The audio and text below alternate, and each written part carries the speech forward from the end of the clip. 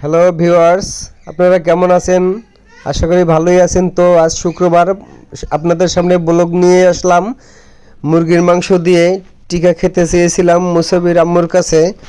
তো অনেক সুন্দর করে টিকা তৈরি করতে পারে, অনেক সুস্বাদু হয়। তো প্রথমেই পাত্রে মাংস নিয়ে নিয়েছে দেখছেন।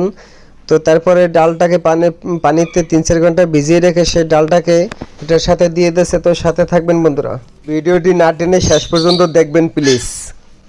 তো এবারে আমরা দিয়ে দিচ্ছি এটা লবণ, পরিমাণ মতো লবণ, হলুদের গুঁড়া, পরিমাণ মতো হলুদের গুঁড়া, তারপরে দিয়ে দিচ্ছি মরিচের গুঁড়া। মরিচের গুঁড়া পরিমাণ মতো, যে যতটুকু ঝাল পছন্দ করেন। আমি কম দিয়েছি কারণ আমি আবার কাঁচামরিচ অ্যাড করেছি। পেঁয়াজ বাটা, পেঁয়াজ বাটা, তারপরে দিয়ে দেব জিরা বাটা, জিরা বাটা,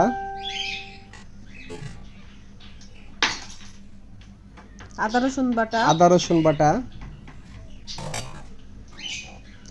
তারপরে দেব ধনিয়ার গুঁড়া, ধনের বাটা, ধনিয়ার গুঁড়া,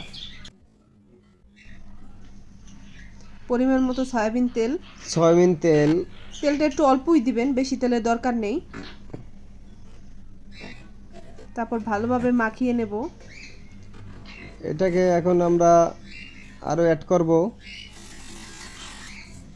তেজপাতা। দেবা তেজপাতা, গরম মশলা একটু পরে দেবো, আগে মাখিয়ে তারপর পানি দিয়ে দেবো। এবার একটু পানি মিক্স করব।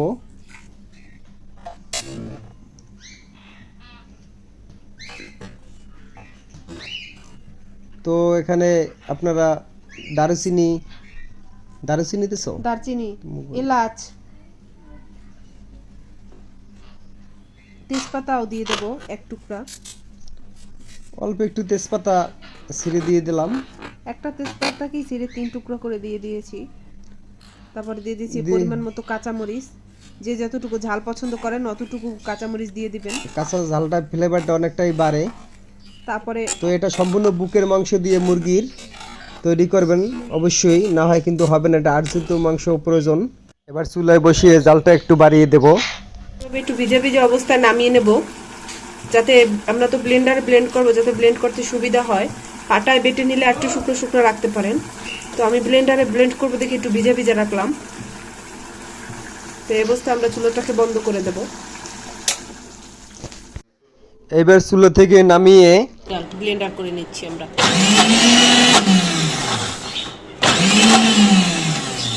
বাস এটা ব্লেন্ড হয়ে গেছে, দেখতেই পাচ্ছেন। এখানে সব কিছু রেডি করা হচ্ছে, যা কিছু মশলা অ্যাড করা হবে। তা ব্লেন্ড করা ডাল আমরা নিয়ে নিয়েছি। দিয়ে দিচ্ছি লেবু,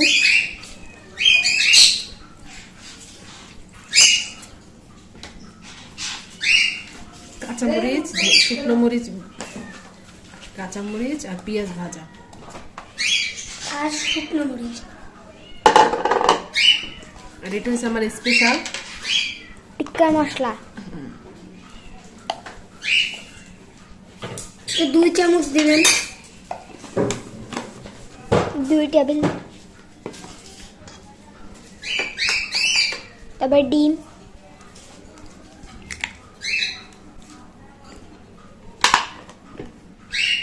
তারপরে সস,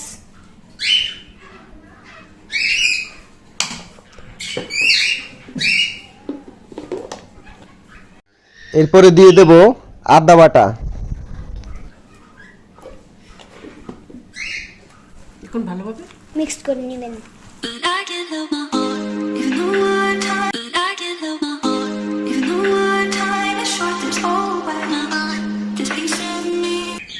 টোস্ট বিস্কিটের গুঁড়া একটু দাও, আমার যখন লাগবে তখন আমি দেবো। আমি দিয়ে দিই।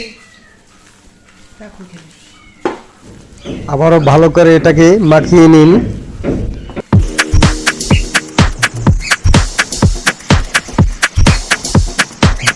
আমি একটু দিয়ে দেই।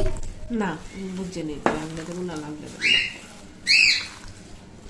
এটা আপনারা ভালো করে মিক্স করে নেবেন। এভাবে সুন্দর করে মাখিয়ে নেবেন। বাস আমাদের হয়ে গেছে রেডি।